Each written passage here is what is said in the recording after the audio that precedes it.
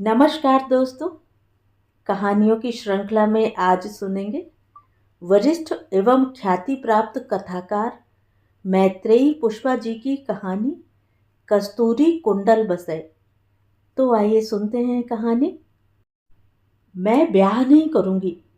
16 वर्षीय लड़की की इस घोषणा ने घर में प्रलय मचा दी। माँ बाप के आगे सिर तक न उठाने वाली लड़कियों में एक सांवली और मामूली सूरत की लड़की से ऐसे दुस्साहस की उम्मीद कौन कर सकता है, जबकि वह जानती है कि लड़कियों को घर वाले मरने का भी शाप दें तो उन्हें हंसकर रह जाना चाहिए। गाली दें तो चुपचाप सहना उनकी शीलता है। पीलिया के रोगी बड़े भाई की मूछें तन गईं। छोटे भाई ने कहा, मेरी ससुराल के लोग क्या कहेंगे? और माँ बोली, बिरादरी। छोटे भाई ने अपने परिवार की महिमा के चांद में बहन को कलंक ठहराया। ब्राह्मण परिवार के उपाध्याय गोत्र की सनाढ़ परंपरा में यह कुल कलंकनी। माँ की आंखों में उठती प्रचंड आग का कस्तूरी पर कुछ असर नहीं पड़ा तो भाई किस खेत की मूली है। लड़की की आंखों में ढीठपन था। घर के हर कोने से शोरगुल जाल की शक्ल में उसे घेरने लगा। ऊपर से माँ ने अग्निबाण छोड़ा, सिर काट कर रख देंगे भैया, और मैं तुझे बचा नहीं पाऊंगी। मगर उसकी जिद टस से मस न हुई। रात के समय माँ उसके पास पहुंची और खाट के सिरहाने बैठकर उसके बाल सहलाने लगी। वह पागल की भांति हड़बड़ाकर उठ बैठी और कठोर स्वर में बोली, तू मुझे फुसलाने आई है या जले पर नमक छिड़कने? नहीं बेटी, यह पूछने की सारी उम्र तुझे कुंवारे रहने से डर नहीं लगता? डर ही तो लगता है चाची माँ, ब्याह से डर लगता है। मुझ में सती होने की हिम्मत नहीं, मैं मरना नहीं चाहती। तू सती क्यों होगी री? क्यों मरेगी? पति के मरने के बाद जल जाने वाली औरत को लोग पूजते हैं, सराहते हैं और जिंदा रहने वाले को जीते जी मार डालते हैं। मैंने सती रेशम कुंवर की किताब पढ़ी है। पर तेरा पति मरेगा क्यों? क्योंकि वह बूढ़ा और बीमार है, मुझे पता चल गया। अब अनर्थ का सूत्र मां के हाथ आ गया। इस बार उसका स्वर धीमा तीखा और नोकदार था। हाय कुभागी, तो तू पोथी पत्रा पढ़कर बर्बाद हुई है। मोती की मां ठीक ही कहती थी। कस्तूरी की चाची, अपनी लड़किनी को रोका करो, मैं तो खुद भोगे बैठी हूं। हर तीसरे दिन रामश्री बेटी की चिट्ठी आ जाती है। डाकिया देखते ही मुझे जूड़ी चढ़ने लगती है कि आ गया रामश्री का दुख दर्द। मां ने धाए धाए कूटा कस्तूरी को। वह गला फाड़कर गालियां भी देना चाहती थी, पर लोग सुनते फिर पूछते, ब्याह की मनाही लड़की कर रही है, कैसे बताया जाता? अतः उत्तर प्रत्युत्तर की ताकत भी जाती रही। अंत में रोने लगी मां।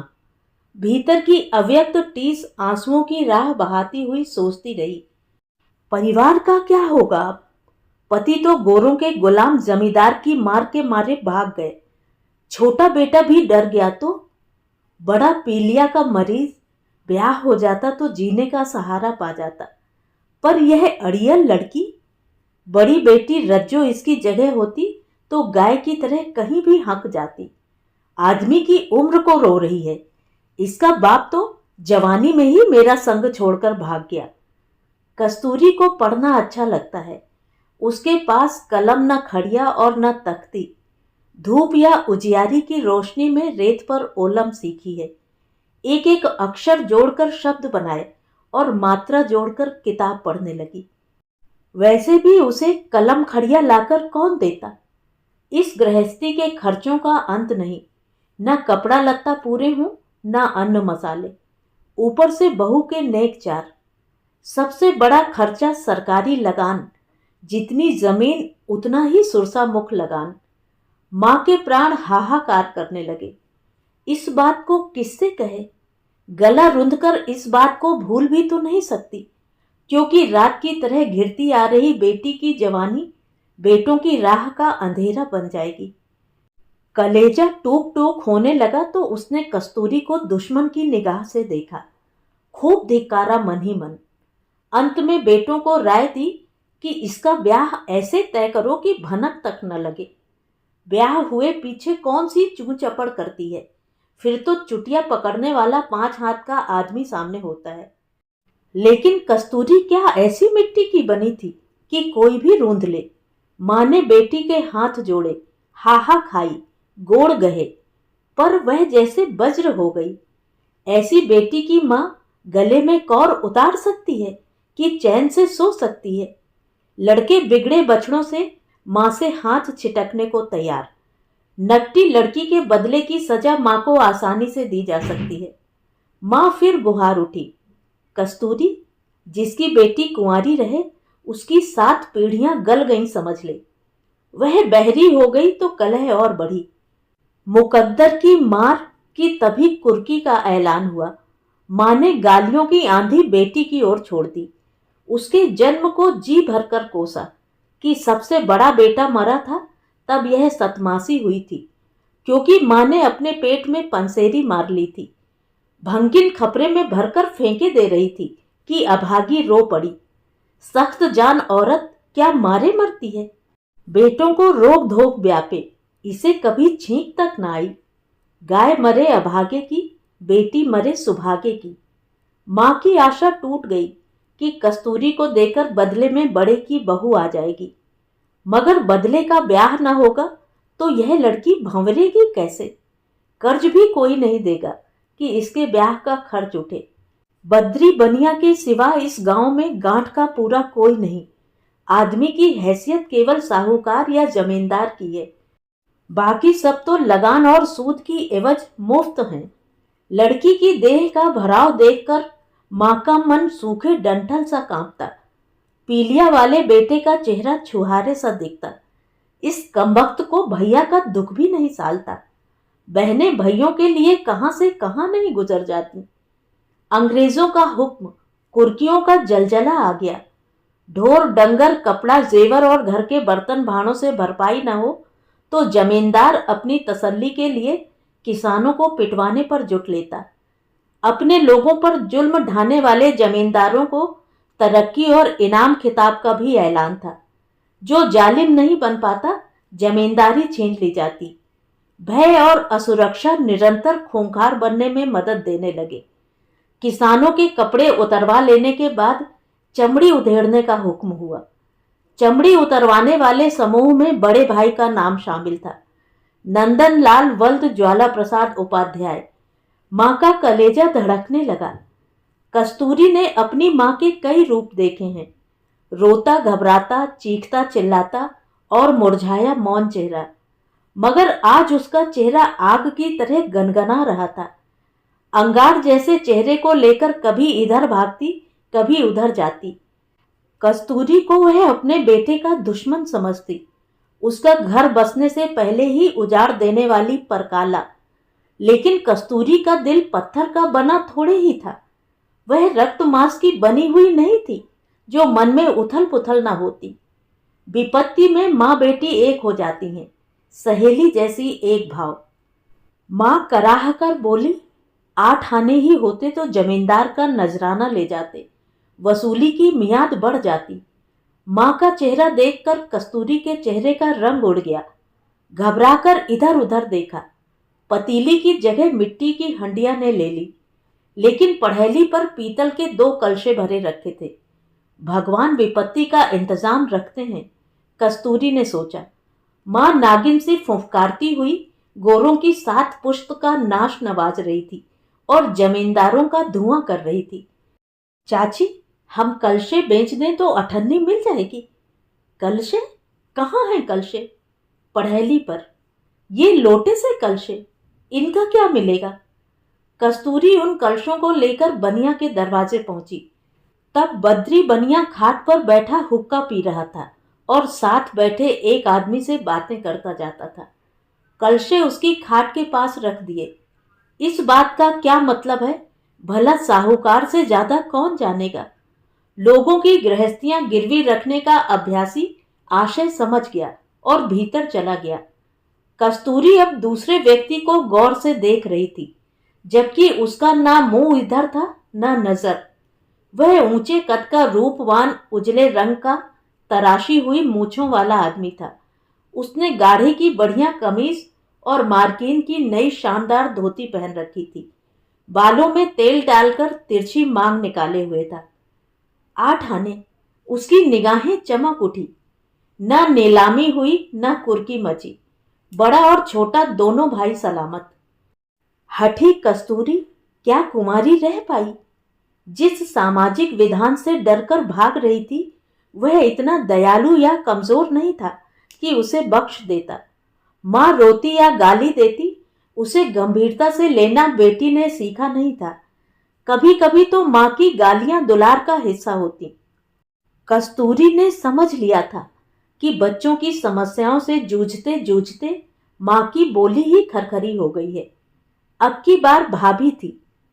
2 साल से रूठी हुई भाभी हाथों में चांदी के कड़े और पांव में झांझन पहनकर आई थी। छोटे भैया से खूब लगाव दिखाती हुई घर के वे काम निपटा रही थी जिन्हें करने से पहले गुरेज था। मां न मालूम क्यों चिड़चिड़ाकर रह जाती।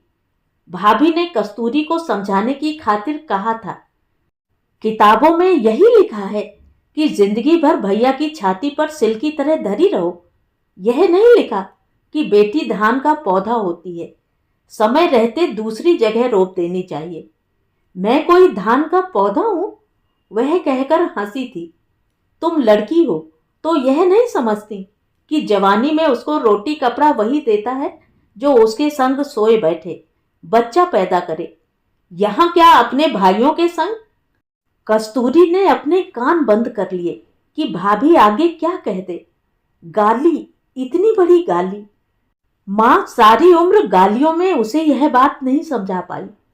अभिमानी लड़की को पिछियाता हुआ भाभी का दुर्भाग्य घर के हर कोने से खदेड़ रहा था और वह छाती से कपाल तक उस घर से उखड़ने के अपमान में जल रही थी जिसमें भाइयों की तरह एक दिन उसने जन्म लिया था। नई ब्याही दुल्हन चमकीले रथ में बैठकर दूसरे गांव आ गई। चादर की झूल ओढ़े यह भी नहीं देख पाई कि वर कैसा है। संसार के अंधकार में उसकी छटपटाती आत्मा किस हवा धूप के लिए भटकती है। कस्तूरी को बंद कर रहना है और उस आदमी के पांव में सिर टेकना है जो अब रोटी कपड़ा देने वाला है। उसके मन में रह रहकर वह आंधी क्यों उठती है जो उसको ही उखाड़ देगी। बेध्यानी में क्या क्या तो सोचती रही। भूल गई कि लड़कियां घूंघट खींच रही हैं और वह जिद की मारी हीलो हुज्जत कर रही है। बुत की तरह नहीं बैठ रही। चल देवता पूज, किसी बूढ़ी ने कहा। उसकी तंद्रा टूटी। उसे याद आया रामश्री ने एक किताब में से पढ़ा था, देवता कहाँ है? कंकड़ पत्थरों पर दूध पानी धान रोड़ी देने से क्या वे देवता हो जाते हैं? उसका घूंघट मना में हिला। असगुन, ओ 800 की घोड़ी, मुफ्त में नहीं आई तू।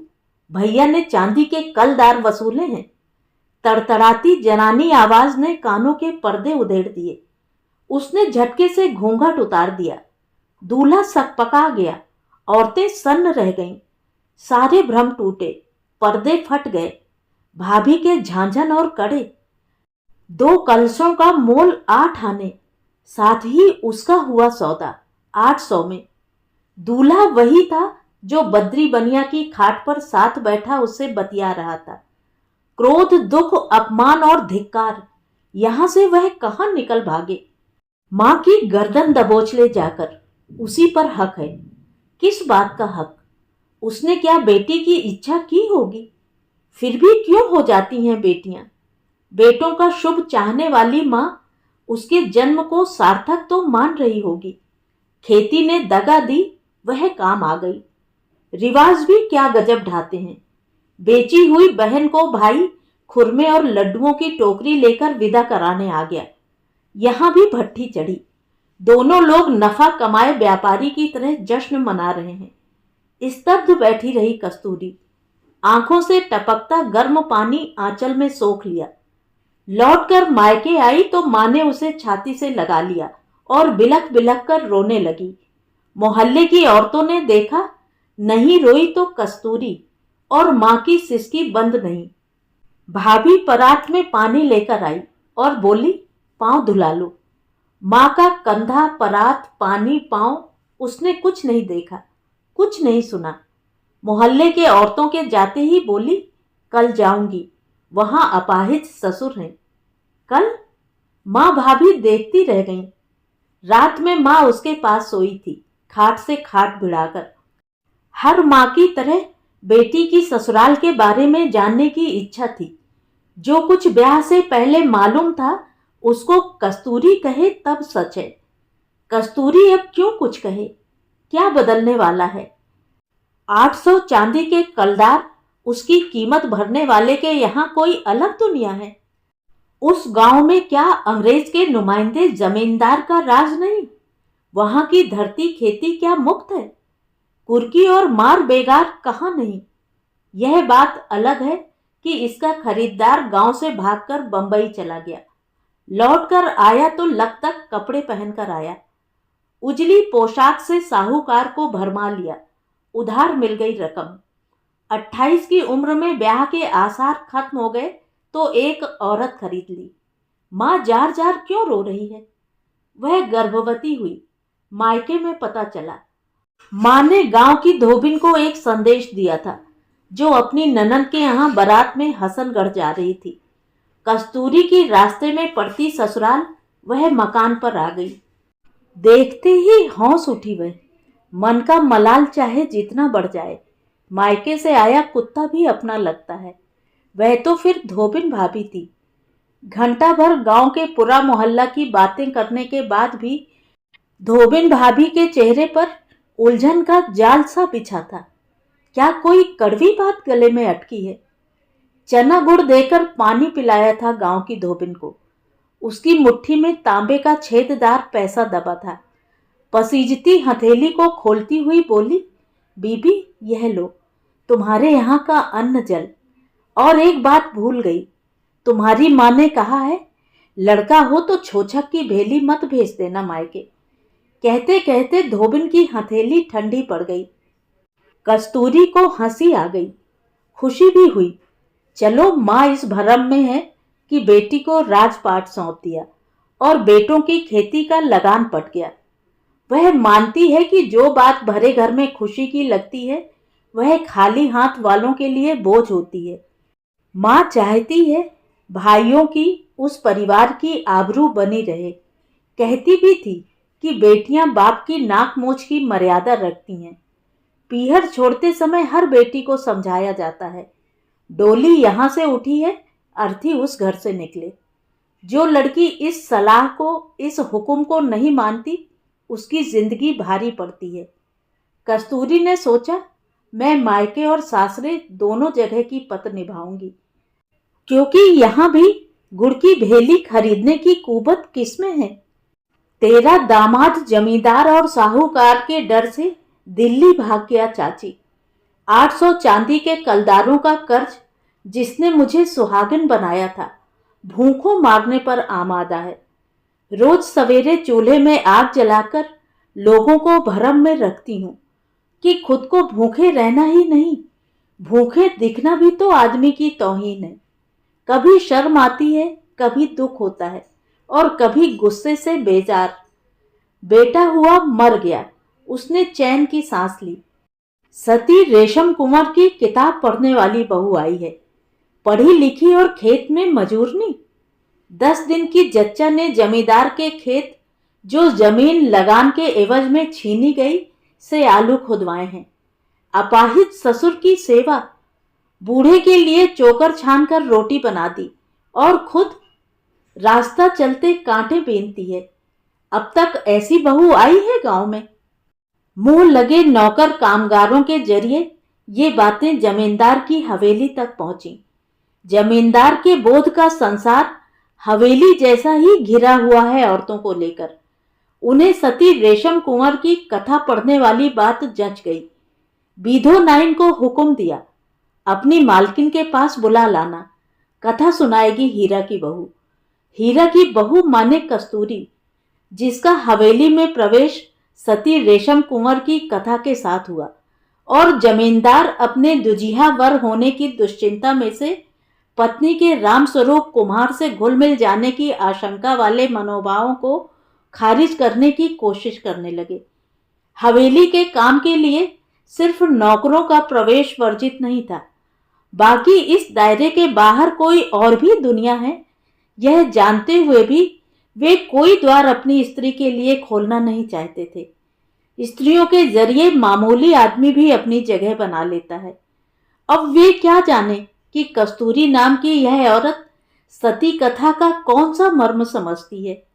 देखते देखते दोनों अभिन्न सखियां हो गईं।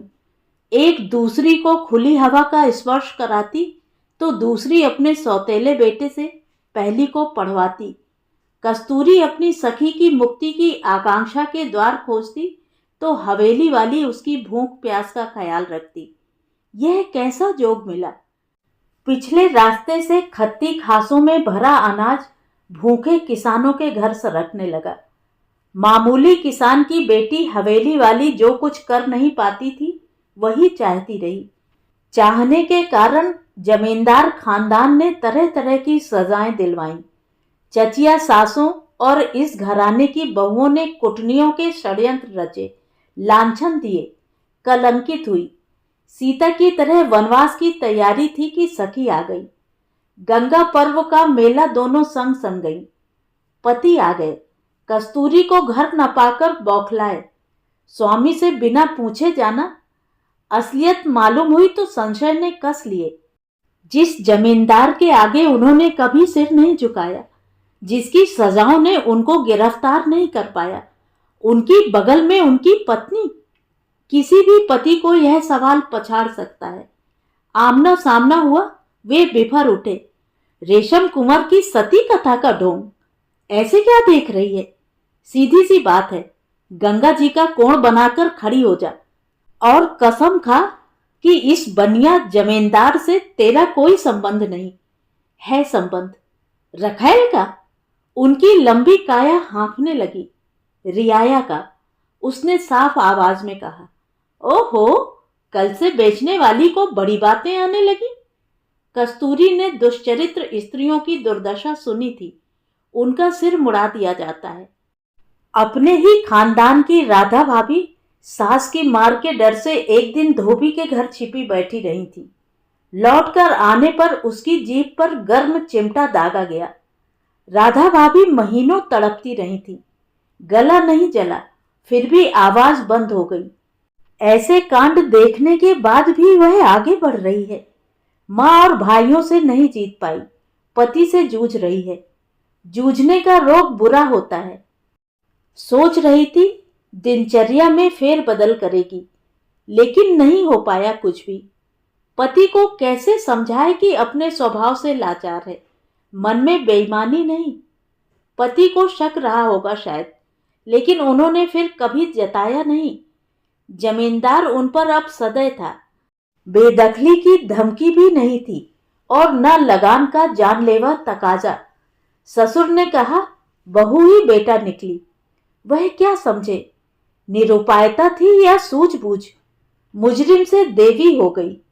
कस्तूरी सती नहीं होना चाहती थी, उसे मौत का बड़ा डर था। माँ ने कहा था, सास नहीं, ननंद नहीं, रस्मों रिवाज के लिए कोई कहने वाला नहीं। वर भी हट्टा कट्टा सुगड़ और सलीकेदार है। गरीबी अमीरी तो आने जाने का खेल है। एक बच्ची गोद में डालकर पति मोती झला की भेंट चढ़ गए। संसार में एक बार फिर प्रलय आ गई। हीरा लाल नाम का आदमी भले कोसों दूर रहता रहा। बहुत समझाने पर भी अंग्रेजों के पिट्ठू जमींदार को धता की जरूरत करता हुआ भागता रहा। भूख और बीमारी में पिता और पत्नी की खबर नहीं ली। ऐसी बहुत सी गलतियों की शिकायत थी उसके पास, पर अब सदा के लिए छोड़ जाने वाले को याद करते ही मन टूक टूक होने लगता। कोई प्रलय नहीं, सूनी आंखों में रेत बिछ गया। उस रेत पर आदमी और यम की जंग छिड़ी रहती। आदमी पछड़ते हुए उसकी ओर देखने लगा। आखिरी बूंद जिंदा आंसू गिरा। अंत की मुनादी करती हुई रुंधी आवाज ने नन्ही बेटी को पुकारा। मैत्रेयी, यही नाम लेते थे पिता, जबकि माँ पुष्पा कहती थी। बड़े खफा होते थे। 1.5 साल पहले जब लड़की का जन्म हुआ तब की याद दिलाकर कहते, खुर्जा वाले पंडित ने क्या कहा था? देवताओं में से जन्मी है हमारी बेटी, रिद्धि सिद्धि की स्वामिनी। देखती नहीं, हमारे घर में ही अन्न दूध नहीं, गांव भी अमन चैन में है। जमींदार के दायरों में आते जाते उनके बेटे चंद्रपाल से बातचीत करते हुए और गांव के पढ़े लिखे लड़कों की जानकारी पर कस्तूरी जानती थी कि अमन चैन क्यों होता जा रहा है, ग्रह क्यों पलट रहे हैं। गांधी जी का आंदोलन जोरों पर था। अफवाह यह भी थी कि जमींदारी प्रथा खत्म हो जाएगी। हवेली वाली अपने पति से कह रही थी, मेरा काम ज्यों का त्यों रहेगा, तुम्हारी गद्दी जाएगी, राजपाट जाएगा, ऐश आराम और रौब रुतबा। विधवा होने के बाद कस्तूरी ने सती रेशम कुंवर की किताब को छूने की हिम्मत नहीं की। वह जिस किवड़िया में रखी थी, लगता था कि उसमें से लपटें उठ रही हैं। लोग मंत्र पढ़ रहे हैं, ढोल बज रहा है, इंगुर आलता मांग टीका सजाया जा रहा है।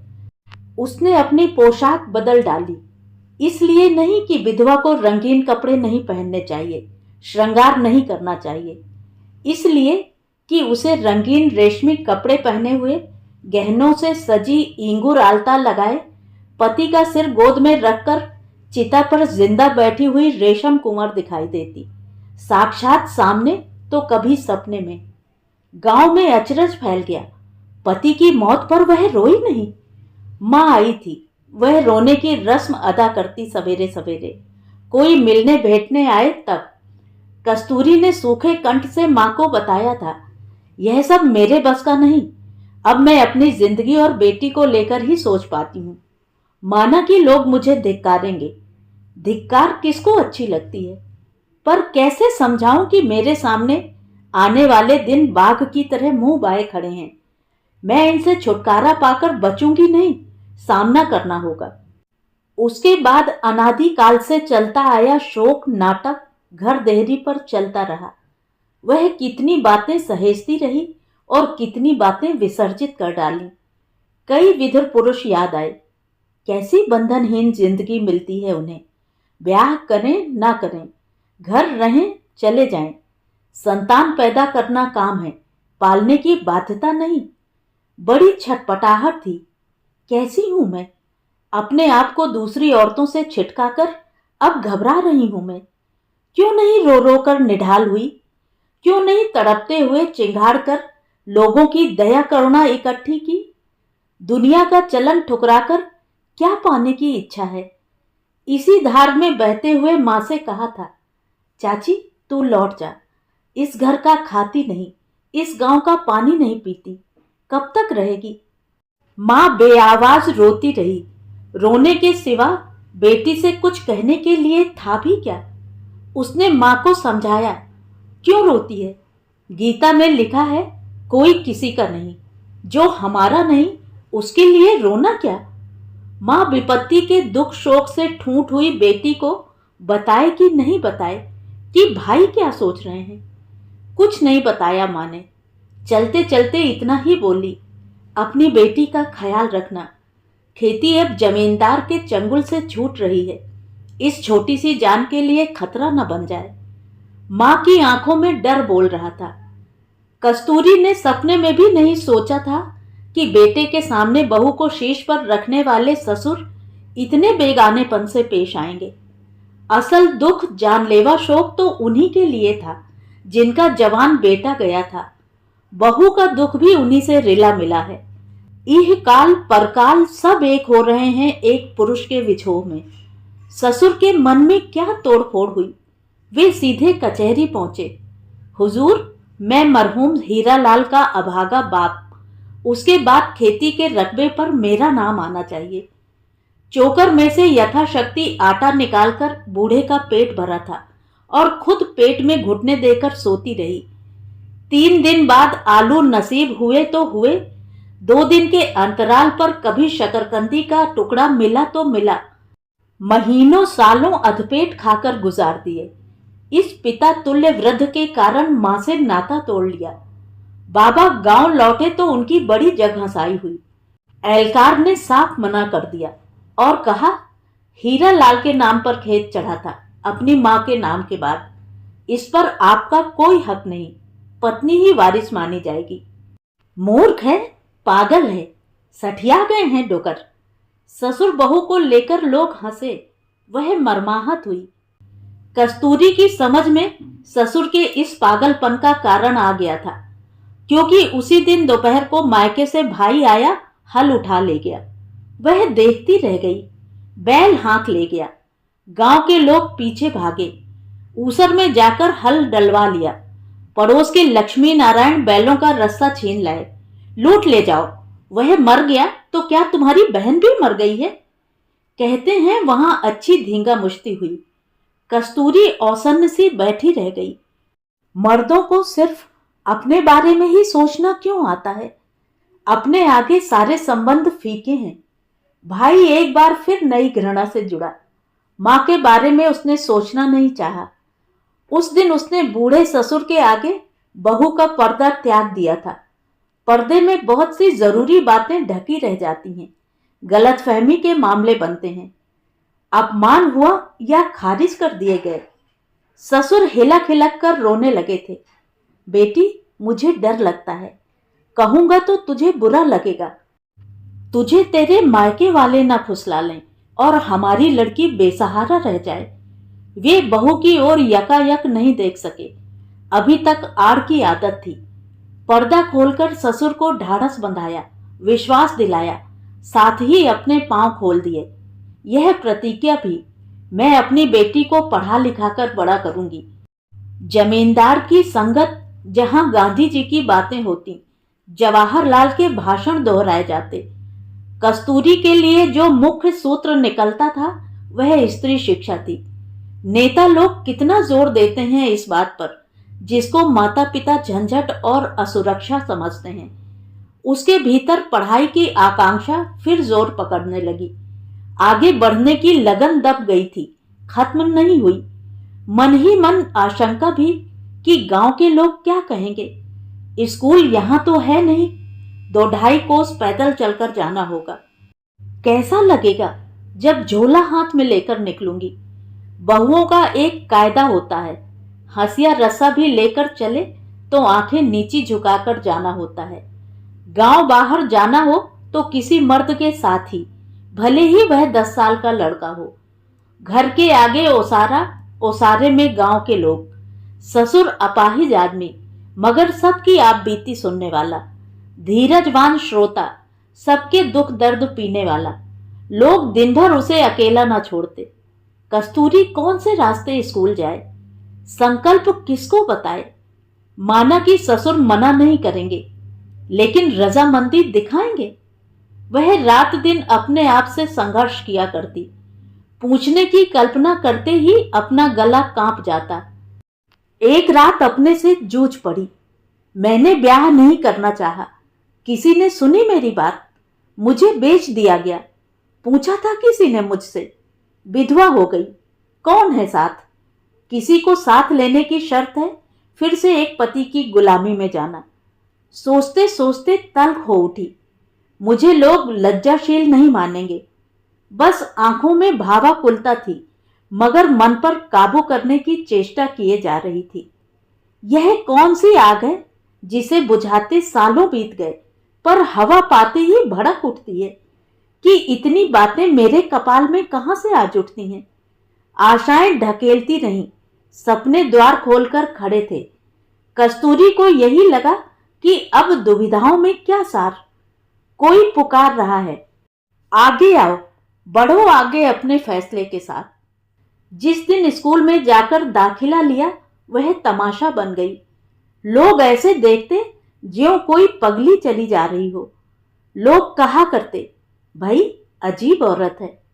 मां ने भी खबर भिजवाई, तुझे दूसरा ब्याह रचाना है, रचा ले। 4 दिन निंदा करके लोग चुप हो जाएंगे। यह रोज रोज का आना जाना, झोला लेकर मीराबाई क्यों बनी फिरती है? पेट पोंछनी औलाद कभी शुभ हुई है? कितनी सावधानियां बरती, जेठ ससुरों की नजरें बचाई, लेकिन पग पग पर सुनना पड़ता। दुधमुही बेटी छोड़ी, अपाहिज ससुर छोड़ा, कॉपी किताब की झोली लटका ली, खेत घर बर्बाद होंगे। वह कैसे बताए कि तुम्हारी बातों से भी कड़वे लगते हैं ब्याह जन्म त्योहारों के गीत। तुम्हारी दुनिया मेरे लिए नहीं, इस बात को किस पर प्रकट करे। अरे रे रे, बीमार बच्ची का भी ख्याल नहीं। क्यों फूफा? कस्तूरी के ससुर चुप रह गए। एक चुप्पी थी जिसमें गुरेज, असहायता और दुख का मिला जुला भाव सन्नाटे में तैर जाता। करुणा, तरस और सहानुभूति लुटाने वालों ने उसके जीवन का यह अजूबा देखकर सारी सद्भावनाएं वापस ले ली। वह थी कि अपनी अलौकिक दुनिया में रमती जाती, चौकन्नापन भी जाता रहा। सुख का अनिर्वचनीय स्वाद, जीवन का यह हिस्सा वह सुनहरे अक्षरों में लिख रही हो। घर लौटते ही चूल्हे की याद आती। जब सारा गांव खाकर सो जाता तब वह ससुर के लिए रोटी बनाती। खुद खाने बैठती तो पता चलता दाल कच्ची रह गई, रोटी लख जल गई। ससुर ने कुछ नहीं कहा। गाय बछड़ों का जिम्मा खुद ले लिया।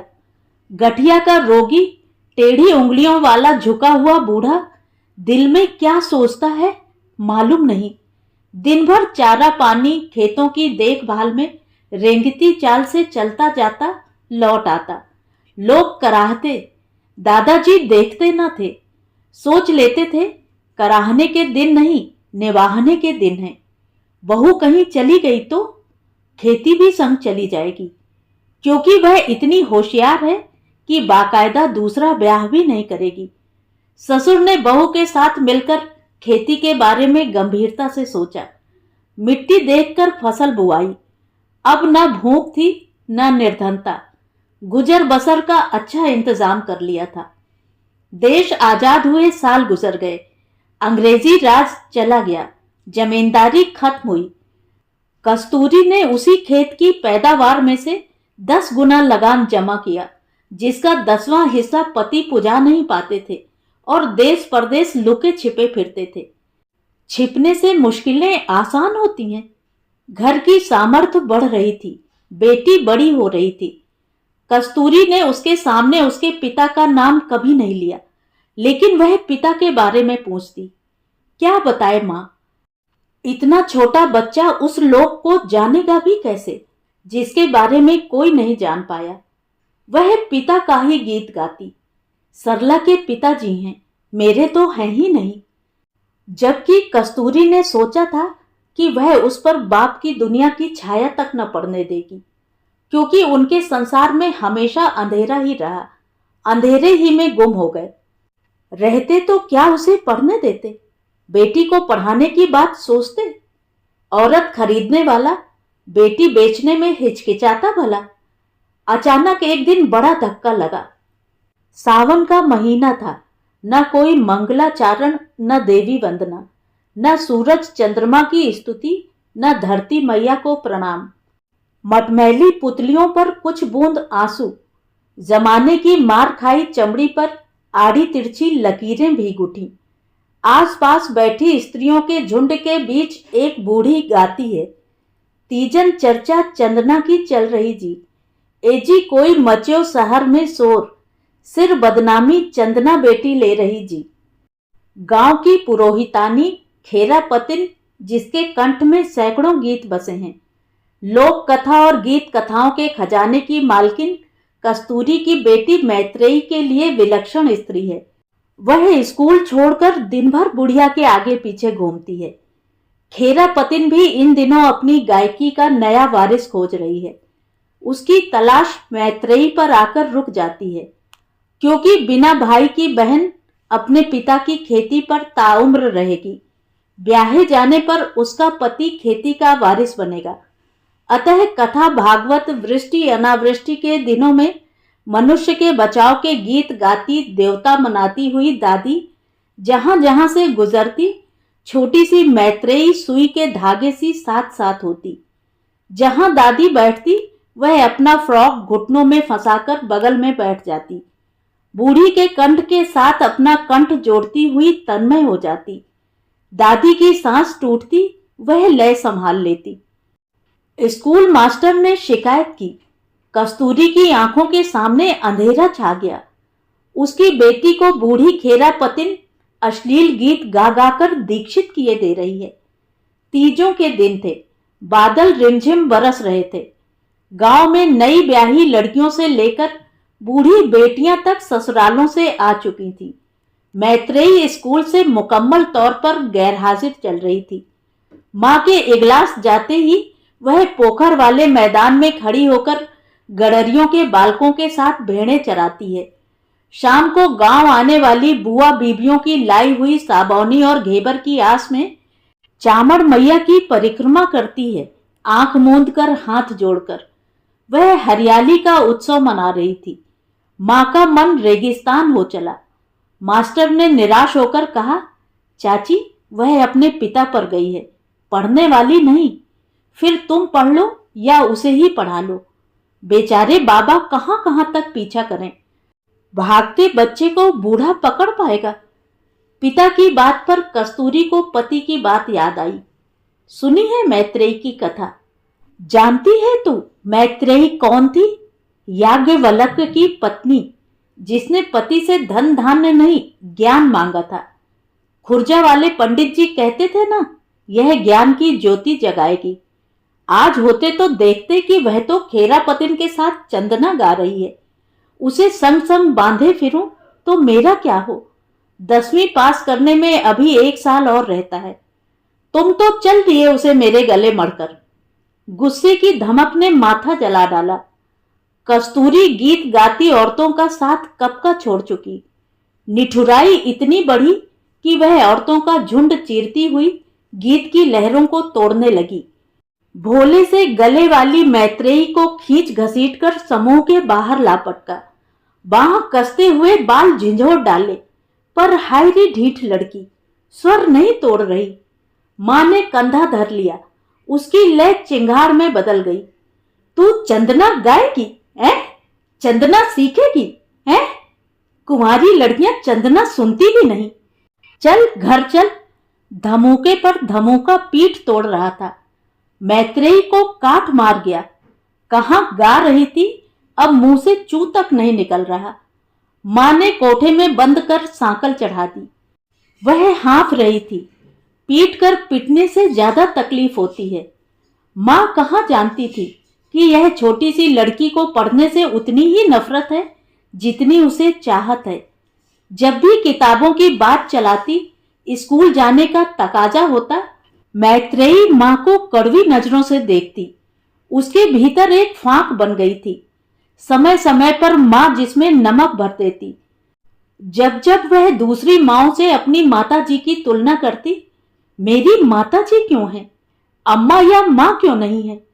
वे घर में खाना बनाती हैं, दही पिलोती हैं, आंगन लीपती हैं, बहू बनकर रहती हैं। मां वे ही होती हैं जिनसे उनके बच्चे लड़ते हैं, चिल्ला चिल्ला कर रोटी मांगते हैं। वे खेलने की कहती हैं, पढ़ने की भी कहती हैं, पर माताजी की तरह नहीं। मैं गाऊंगी, खेलूंगी, खाऊंगी, तब ना पढ़ूंगी, नहीं तो नहीं पढ़ूंगी, नहीं पढ़ूंगी। लेकिन मैत्रेयी गा न सकी, खेल भी नहीं सकी, बस पढ़ी और पढ़ी, क्योंकि मां की नजरों ने उसे इस कदर घेरा कि लगता दाएं बाएं पीछे आगे उनकी गहरी आंखें चिपकी हैं। उन आंखों का डरान स्थायी रूप से जम गया, जैसे किसी मालिक का जम जाता है। तो ये थी कहानी। कहानी आपको कैसी लगी कमेंट करके ज़रूर बताएं। और अगर मेरे द्वारा सुनाई हुई कहानियाँ आपको अच्छी लगती हैं और आप मेरे चैनल पर पहली बार आए हैं तो चैनल को सब्सक्राइब ज़रूर करें, लाइक करें और अपने दोस्तों और परिचितों में शेयर भी करें। बेल आइकन दबाना बिल्कुल भी ना भूलें। धन्यवाद।